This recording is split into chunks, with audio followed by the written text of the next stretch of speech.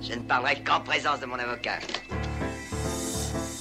Je crois que l'émotion mondiale dépasse au fond les règles juridiques qui s'appliquent. Le judiciaire est très performant depuis qu'on a supprimé les avocats. Vous allez en avoir besoin d'un avocat et d'un bon. Chers auditeurs, bonjour et bienvenue dans La Liberté Pourquoi Faire, le podcast du Cercle Droit et Liberté. Je suis Étienne Perrin, en charge du pôle Europe du Cercle, et j'ai le plaisir d'animer cette émission qui revient après quelques temps d'absence. Je ne suis pas seul aujourd'hui dans le studio virtuel puisque sont également présents Maya Hanné, l'élève avocate et chargée de mission au Cercle. Bonjour Maya Hanné. Bonjour Étienne. Également à nos côtés, Yvan Aubert, le secrétaire du Cercle. Bonjour Yvan. Bonjour. Enfin, Thibaut Mercier, avocat et président du Cercle Droit et Liberté. Bonjour Thibaut. Bonjour Étienne. Avant de commencer notre revue d'actualité, la traditionnelle gazette, un bref rappel des actualités saillantes de notre organisation, puisqu'elles ont été nombreuses depuis notre dernière émission à l'orée de l'été. Pour commencer, nous avons enfin repris nos débats et conférences en présentiel. Une première depuis les restrictions coronesques. Tenez, pour débuter, une petite conférence. En effet, le 24 novembre dernier, nous avons été ravis d'accueillir nombre d'entre vous à Assas pour notre premier débat en présentiel depuis le début de la crise sanitaire, intitulé « Sous-marin australien, la diplomatie française torpillée ». La vidéo de ce débat entre le général Xavier de Volmont et monsieur Jean-Claude Beaujour est en ligne sur notre page YouTube. N'hésitez pas à la consulter. Thibaut, une autre conférence à mentionner ? Oui, celle du 8 décembre dernier, dans laquelle nous recevions à l'université d'Assas l'avocat et philosophe Guylain Benessa pour une conférence sur l'état de droit à l'occasion de la parution de son ouvrage Le totem de l'état de droit. Alors la vidéo sera bientôt publiée sur notre chaîne YouTube et d'ailleurs je vous reparlerai de cet ouvrage en détail à la fin de ce podcast dans notre rubrique consacrée à l'actualité juridico-culturelle. Merci Thibaut. Nos activités ne se limitent pas à l'organisation de conférences, comme vous le savez, n'est-ce pas Yvan ? Tout à fait. Ce même 8 décembre, nous étions devant le Conseil d'État pour défendre notre recours en référé contre la décision diminuant la durée de validité des tests de dépistage à seulement 24 heures pour l'obtention d'un pass sanitaire. Il s'agit là de notre 7e recours pour contester les mesures relatives au Covid. Nous avons dénoncé cette fois cette mesure administrative qui impose de fait une obligation vaccinale déguisée. Difficile de le nier d'ailleurs quand il faudra désormais débourser près de 750 € par mois pour obtenir un pass sanitaire valide. Et cela sans compter les contraintes organisationnelles pour accéder au centre de dépistage. On peut par ailleurs toujours s'interroger sur la cohérence de la politique sanitaire du gouvernement qui vient d'annoncer la fermeture des boîtes de nuit et l'interdiction de danser dans les bars alors que les clubs échangistes, eux, comme l'a soulevé notre avocat, restent ouverts. Exemple truculent mais authentique. La décision sera vraisemblablement rendue dans la semaine du 13 décembre et nous vous tiendrons informés bien sûr. C'est de la merde mélangée comme ça partout, c'est politique. C'est mieux de faire les choses dans l'ordre. Enfin, l'actualité du Cercle, c'est aussi des publications. Oui, vous le savez, le Cercle veut également peser dans le débat public et cela passe par la publication d'articles. Et une de nos membres vient, en ce sens, de publier une tribune dans la revue politique et parlementaire sur la crise diplomatique et politique qui se déroule actuellement aux portes de la Pologne. Le président biélorusse Loukachenko y pousse des milliers de migrants et l'Union européenne est aux abonnés absents. Notre adhérente Caroline Boisvieux nous apporte une analyse courte et percutante sur le sujet et nous invite à nous demander si l'Union est condamnée à n'être qu'une terre d'accueil. Je vous invite donc à lire son article sur notre site ou sur celui de la revue politique et parlementaire. Vous le voyez, nous ne chômons pas au Cercle. Chers auditeurs, ne tardons plus. Installez-vous confortablement et passons maintenant au vif du sujet. Voici la Gazette. Maya Hanné, c'est de Julian Assange dont tu souhaites nous parler, je crois. Mais pourquoi vous êtes aussi agressif? Merde. Moi, je suis un politique, réfugié politique. Attention. Alors doucement avec ça.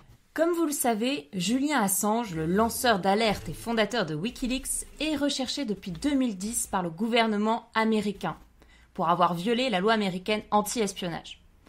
En effet, il est accusé d'avoir publié massivement des documents secrets défense, environ 700 000, relatifs aux activités militaires sur les territoires irakiens et afghans. Alors qu'il s'était initialement réfugié à l'ambassade d'Équateur à Londres depuis juin 2012, il a été arrêté le 11 avril 2019 par la police anglaise, invité par les autorités équatoriennes à la suite. Alors, depuis 2019, la justice britannique le retient au sein d'une prison de haute sécurité de Belmarsh, en attendant la procédure d'extradition, procédure demandée par les États-Unis.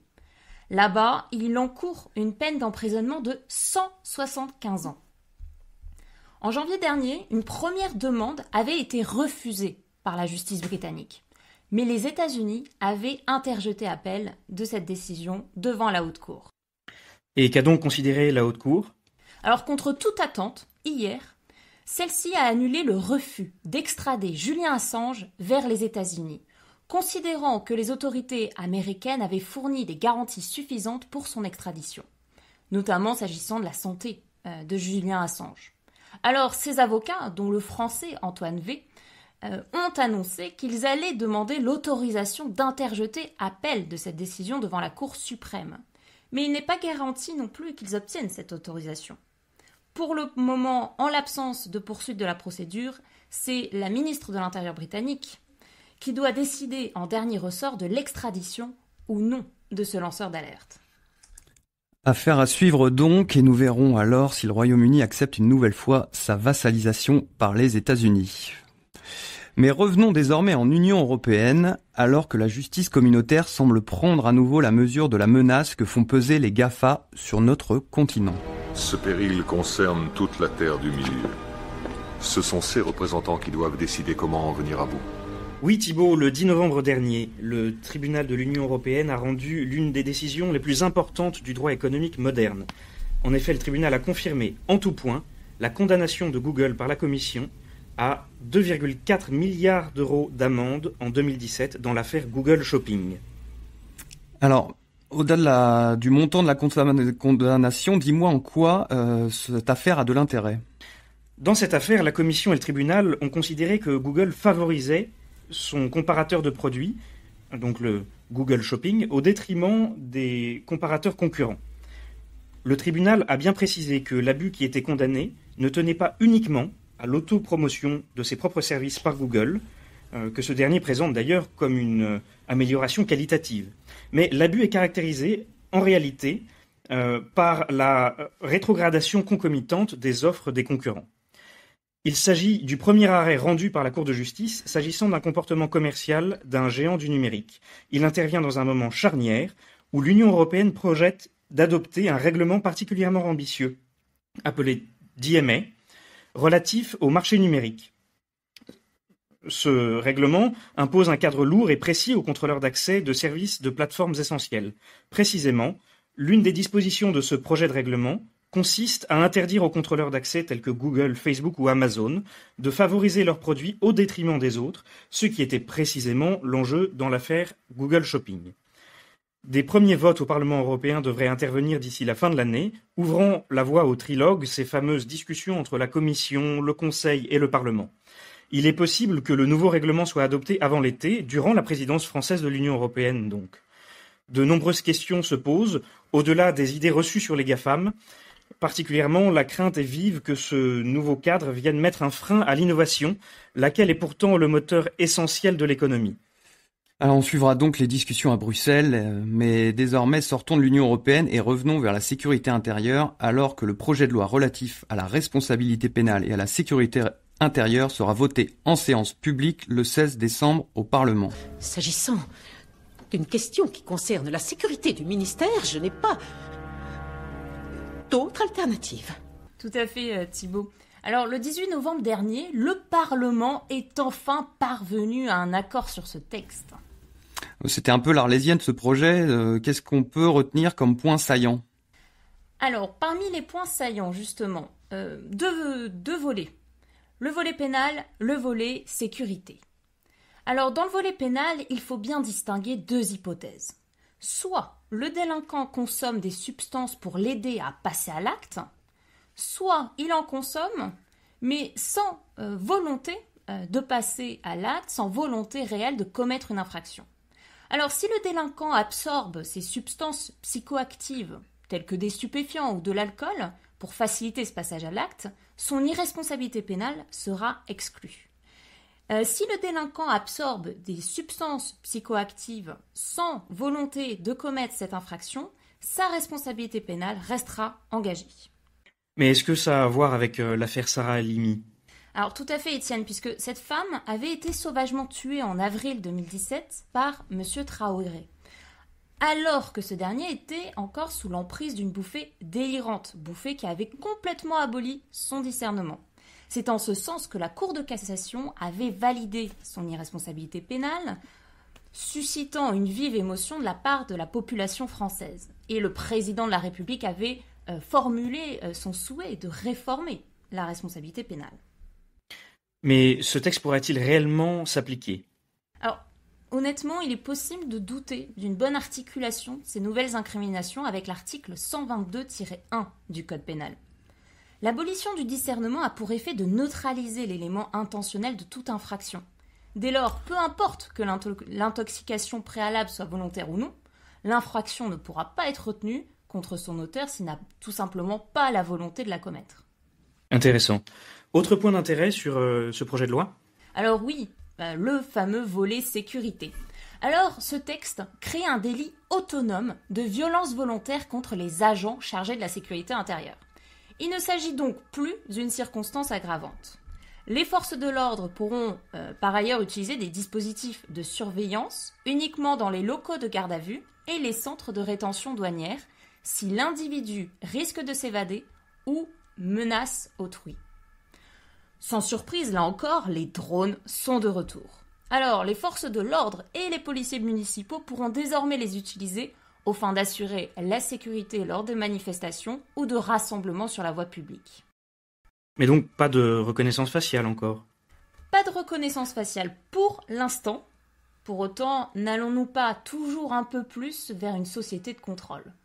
Oui, belle question rhétorique, Mayenne. Il semble en effet que nous n'allions pas vers une société de contrôle, mais que nous y soyons déjà sur bien des plans. Sans transition, mais toujours sur des enjeux fondamentaux, cette fois-ci au niveau européen. Yvan, tu voulais évoquer le cas polonais. Car les malheurs de la Pologne sont une des preuves de l'existence de Dieu. Le cas polonais où deux affaires se suivent. Dans la première, l'Union européenne a lancé une procédure en manquement à l'encontre de la Pologne, considérant que les nominations risquaient d'être trop politiques, que l'indépendance des juges était menacée.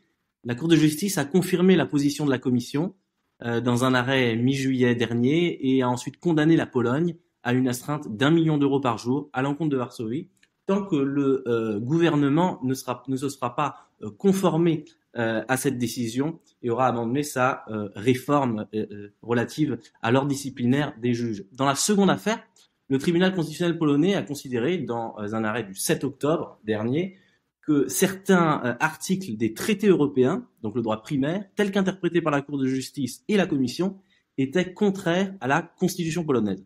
Cet arrêt est à mettre en perspective avec d'autres arrêts de Cour nationale, notamment ceux du tribunal constitutionnel allemand ou celui de l'Espagne.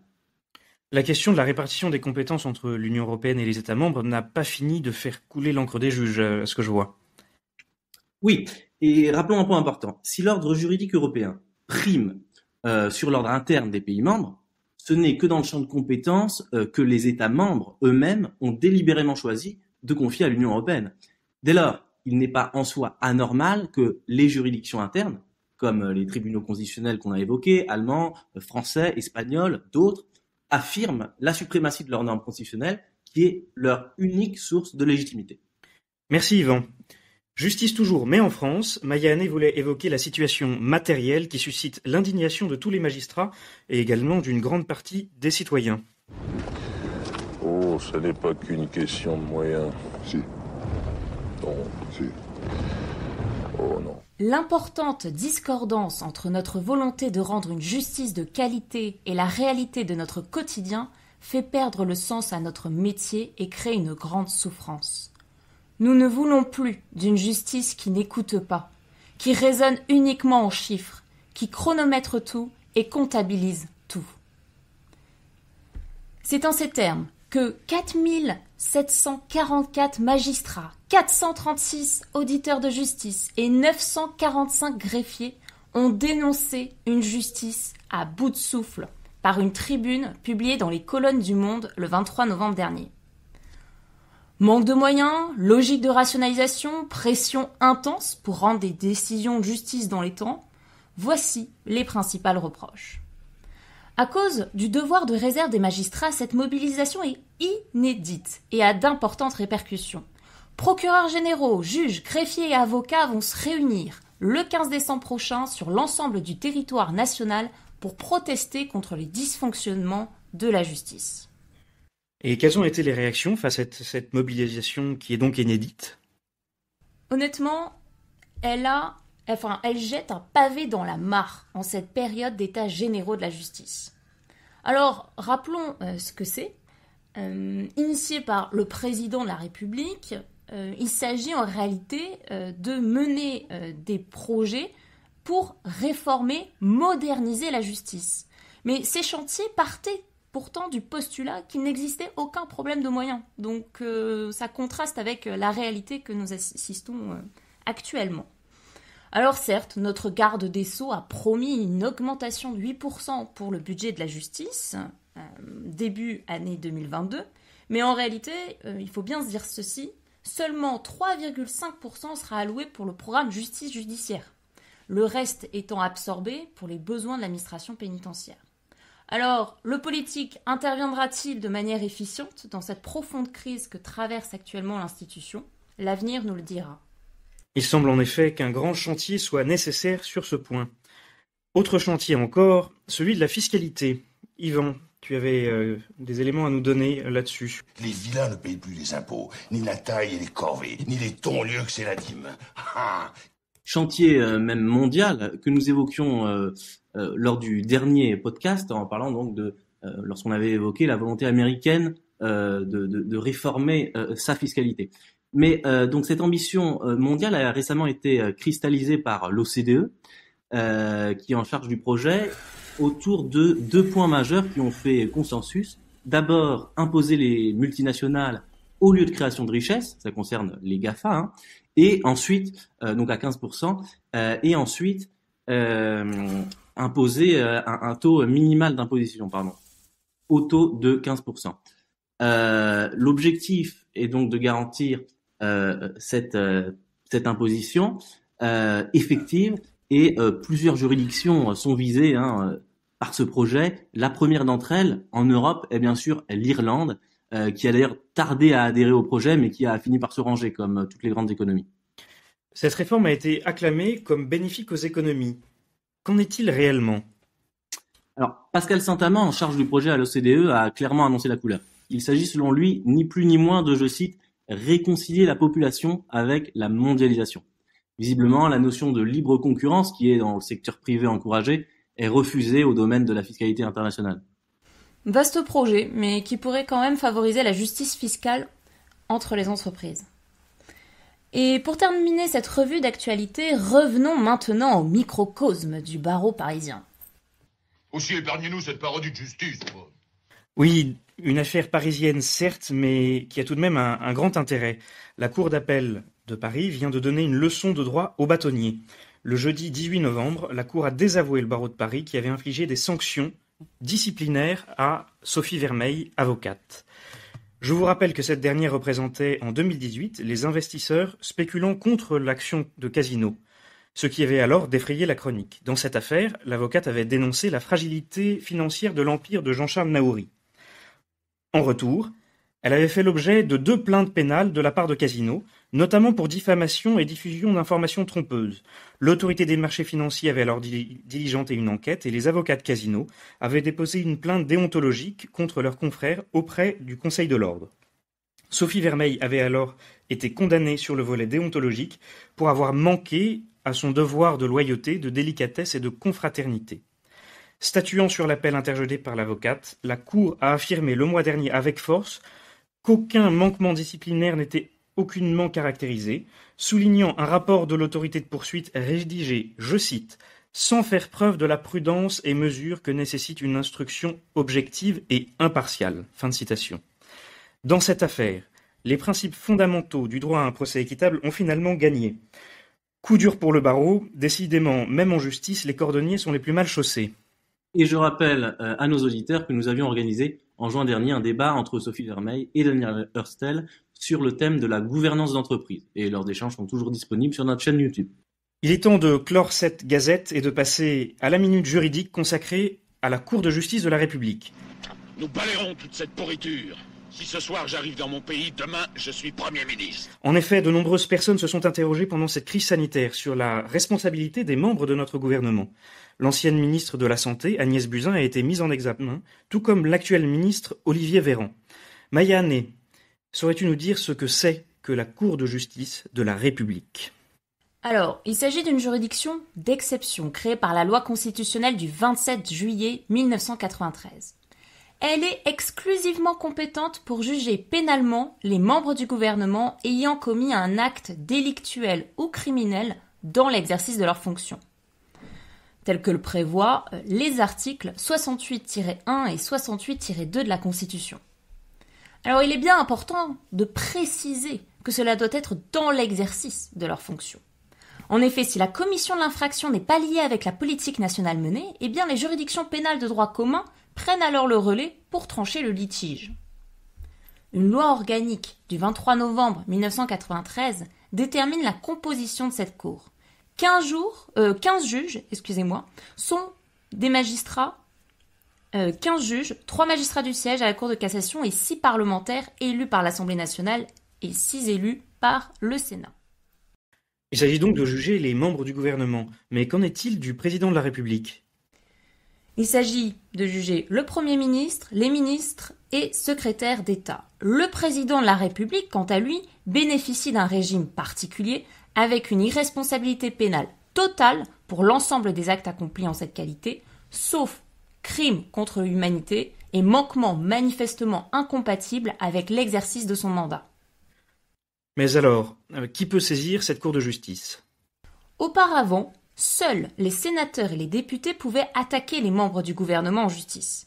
Désormais, toute personne lésée par un crime ou un délit commis par un membre du gouvernement dans l'exercice de ses fonctions est recevable à agir. Et à ce propos, François Molin, procureur général près la Cour de cassation, a récemment affirmé, si je ne me trompe, que les plaintes contre les ministres arrivent par milliers. Quelle procédure pour ce type de contentieux ? La personne qui s'estime victime d'une infraction, doit saisir la commission des requêtes et déposer plainte. Celle-ci indique expressément les membres du gouvernement visés et précise les faits allégués. La commission des requêtes, composée de 7 magistrats de la Cour de cassation, du Conseil d'État et de la Cour des comptes, constitue donc l'autorité de poursuite. Deux hypothèses peuvent alors se présenter. Soit la commission des requêtes déclare la plainte irrecevable, il y aura un classement sans suite, soit celle-ci déclare la plainte recevable, il y aura alors une transmission au parquet. Après réquisition du procureur général, la commission d'instruction rend une décision juridictionnelle. Elle décide de renvoyer l'affaire devant la Cour ou bien de prononcer un non-lieu. La Cour de justice de la République va ensuite juger à la majorité absolue sur la culpabilité du prévenu et en pareille hypothèse sur l'application de la peine. Sa décision n'est pas susceptible de recours. L'unique voie de recours reste en fait le pourvoi en cassation, mais à date, la Cour de cassation a toujours rejeté les pourvois formés contre les arrêts de la Cour de justice de la République. Alors, hormis l'affaire actuelle relative à la gestion de la pandémie, quelles ont été les affaires importantes ou qui ont mené à des condamnations ?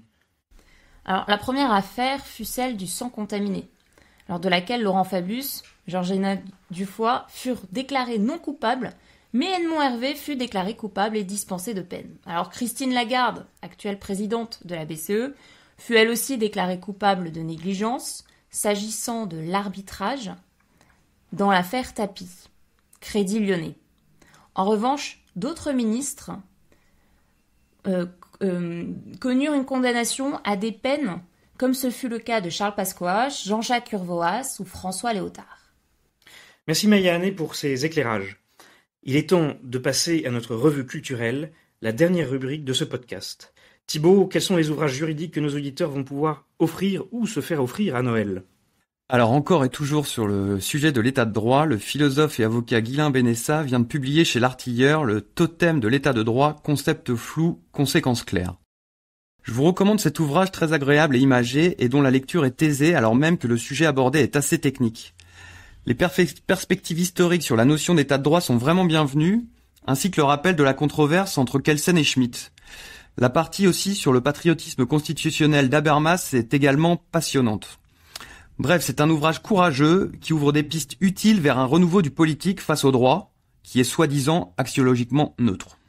Vous pouvez d'ailleurs retrouver la vidéo de la conférence que l'auteur a donnée le 8 décembre dernier pour le Cercle sur notre chaîne YouTube. Thibaut, quel autre conseil de lecture as-tu pour nos auditeurs ?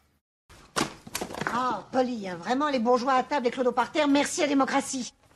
Alors cette fois-ci, un ouvrage un petit peu plus juridique avec la parution du Cabinet des Antiques de l'écrivain et journaliste Michel de Gégère aux éditions des Belles Lettres. Dans cet essai érudit et profond, l'auteur nous emmène aux sources de notre civilisation et nous propose une plongée au cœur de la démocratie athénienne pour affûter notre regard sur notre politique et notre droit au XXIe siècle.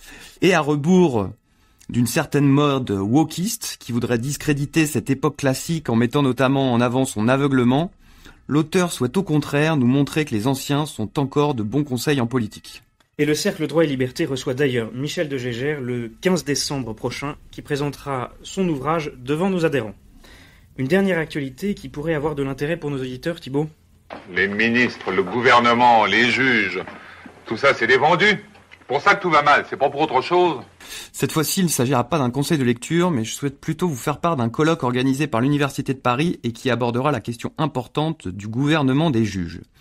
Il se tiendra les 16 et 17 décembre prochains à l'occasion du 100e anniversaire de la publication de l'ouvrage « Le gouvernement des juges » par l'universitaire Édouard Lambert.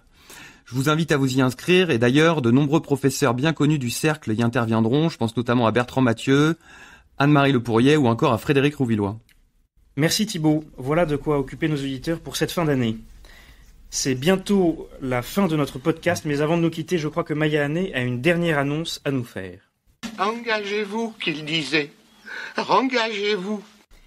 Je vous rappelle que le Cercle recrute. Vous pouvez nous rejoindre, que ce soit pour vous engager avec nous dans nos actions, ou alors pour avoir la possibilité de participer aux événements que nous réservons à nos adhérents, comme le fameux dîner avec Michel de Gégère par exemple.